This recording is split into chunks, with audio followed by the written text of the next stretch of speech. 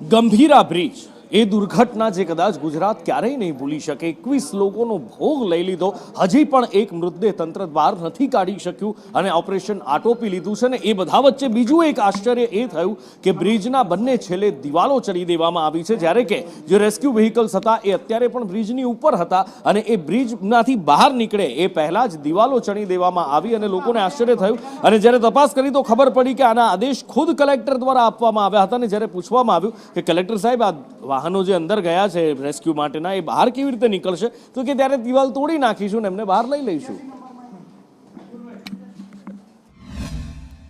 વિભાગ મારફતે એમને દિવાલ બનાવવાની સૂચના આપેલી હતી।